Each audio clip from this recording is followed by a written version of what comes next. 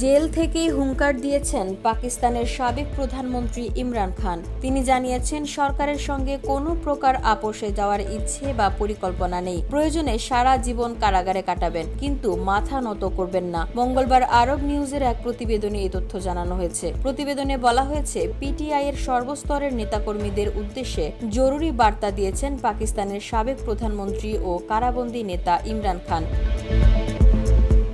নিজের রাজনৈতিক দল পাকিস্তান তেহরিক-ই-ইনসাফের সর্বস্তরের নেতাকর্মীকে দেশজুড়ে বড় আন্দোলনের জন্য প্রস্তুতি নেওয়ার নির্দেশ দিয়েছেন তিনি। দলের যেসব নেতাকর্মী গোপনে সরকারের সঙ্গে লিয়াজু রেখে তাদের উদ্দেশ্যে হুঁশিয়ারি দিয়ে তিনি বলেছেন, যারা উইকেটের দুই পাশেই খেলতে চায় দলের মধ্যে তাদের জায়গা হবে না। ইমরান খানের মুখপাত্র হিসেবে এই তথ্য জানিয়েছেন তার বোন আলিমা খান।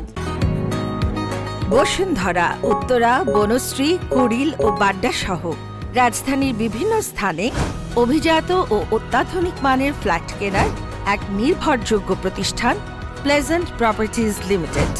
তাই আপনার স্বপ্নের আবাসনের জন্য আজই যোগাযোগ করুন।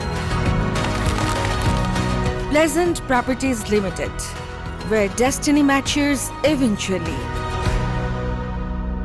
সোমবার পাকিস্তানের পাঞ্জাব প্রদেশের আদিয়ালা কারাগারে ইমরান খানের সঙ্গে সাক্ষাৎ করতে গিয়েছিলেন আলিমা। সাক্ষাৎ শেষে কারাগারের ফটকের সামনে সাংবাদিকদের সঙ্গে সংক্ষিপ্ত বিনিময়কালে তিনি অভিযোগ করেন, ইসলামাবাদে ক্ষমতাসীন বর্তমান সরকার ইমরান খানের সঙ্গে চরম নিপীড়নমূলক আচরণ করছে। কারাগারে একজন সাধারণ কয়েদিকে যেটুকু অধিকার দেওয়া হয়, ইমরানকে সেটুকু দেওয়া হচ্ছে না। গত 8 মাসে ইমরান খানকে মাত্র একবার তার সন্তানদের সঙ্গে টেলিফোনে কথা বলতে দেওয়া হয়েছে।